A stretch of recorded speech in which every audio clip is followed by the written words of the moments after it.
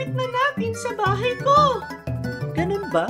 Kung ganun, ikaw dapat ang magturo sa amin hanggat makarating tayo, kaibigan. Tara na! Wow! Hindi ako kailanman magsasawa sa tanawing ito. Kamangha-mangha kung paano ginagawang maganda ng mga kulay ang lahat. Sana nga'y meron akong kulay. Nakarinig ba ako ng kahilingan?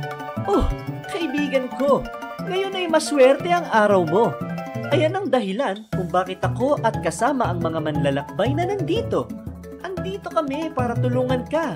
Naalala mo? Talaga? Gagawin mo yan para sa akin? Anong masasabi niyo, mga manlalakbay? Sasama ba kayo sa akin sa pagtulong kay Ying sa kanyang huling kahilingan? Ako'y nasasabik. Saan ba ako magsisimula? Pwede ka nang magsimula kahit saan mo gusto. Paano kung itong damong ito? Itong saganang damo na ito? Maaari ito ang gusto ko. Ang kulay ay berde. Aling uri ba ang gusto mo? Berde, katulad ng palaka? Berdeng mansanas? O kaya't kalamansi? Dito nakikita ko ang isang palayan. Napakataas at dilaw. Dilaw? Dilaw! Maaring ito ay dilaw. Ang kulay ay dilaw. Aling uri ba ang gusto mo? Dilaw katulad ng mais? Pulot? O ginto? Nakikita ko ang napakaraming bulaklak. Mabango at makukulay. Iba't ibang kulay ang nakikita ko.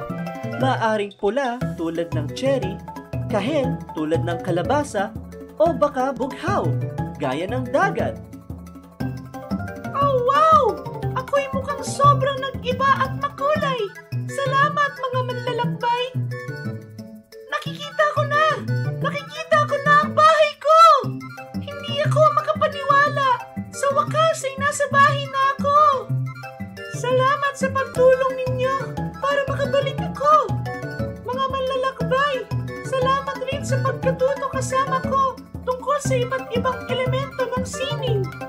Natuto ba kayo sa iba't ibang elemento ng sining? Ayos! Mukhang dito na magtatapos ang ating tungkulin. Mahusay na trabaho sa pagtatapos ng paglalakbay na ito kasama si Ying at ako. Hanggang sa muli, mga manlalakbay. Paalam!